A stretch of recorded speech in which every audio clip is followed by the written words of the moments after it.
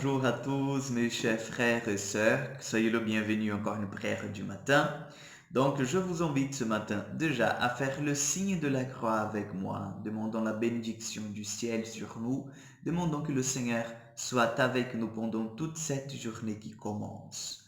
Au nom du Père, du Fils et du Saint-Esprit. Amen. Seigneur, nous te consacrons cette journée, nous voulons la confier à toi, nous voulons la confier à Marie.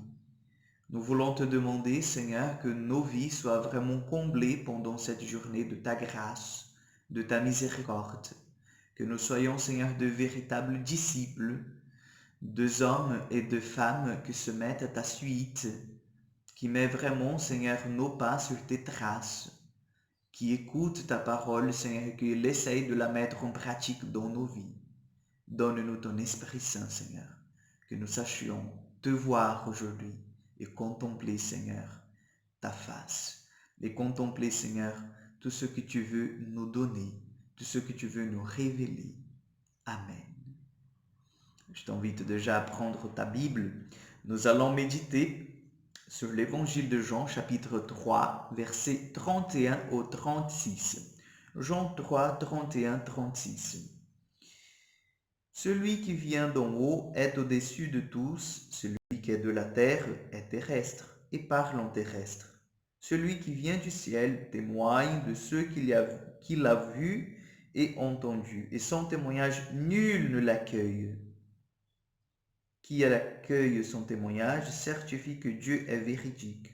En effet, celui que Dieu a envoyé prononce les paroles de Dieu, car il ne mesure pas le don de l'Esprit. Le Père aime le Fils et il a tout remis dans sa main. Qui croit au Fils a la vie éternelle. Qui résiste au Fils ne verra pas la vie, mais la colère de Dieu demeure sur lui. Acclamons la parole de Dieu. Nous voyons que l'évangéliste Jean, il insiste beaucoup en fait sur la dimension du terrestre et du céleste, de réalité d'en haut et de réalité d'en bas.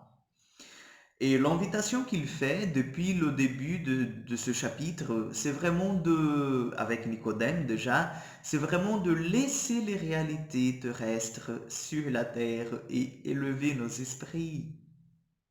Nous sommes appelés aujourd'hui à voir le ciel, à désirer le ciel, à vraiment avoir cette hâte d'aller au ciel. Seigneur, j'ai hâte d'aller au ciel. Seigneur, j'ai besoin, Seigneur, de souhaiter, de désirer le ciel. Je soif du ciel.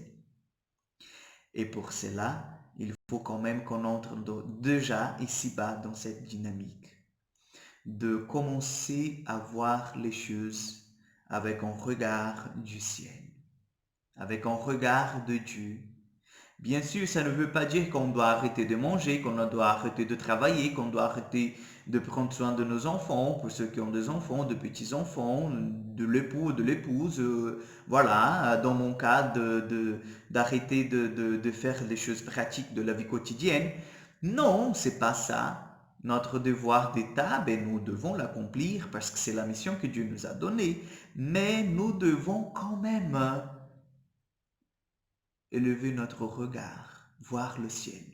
Notre vie, elle ne se résume pas à de petits instants vécus dans cette terre, mais elle est déjà une préparation pour ce que nous allons vivre dans l'éternité.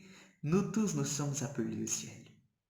Et Jésus il vient nous dire aujourd'hui dans cet évangile, celui qui m'accueille, celui qui accueille celui que le Père a envoyé, ben, il accueille la vérité de Dieu, il affirme, il donne le témoignage que Dieu est vérité, que Dieu est véridique. Mais celui qui ne m'accueille pas, ben il demeure dans les ténèbres. Et la colère de Dieu est en lui. C'est-à-dire, si on accueille Jésus, ben on accueille l'amour du Seigneur, on accueille vraiment sa parole, la parole de Dieu.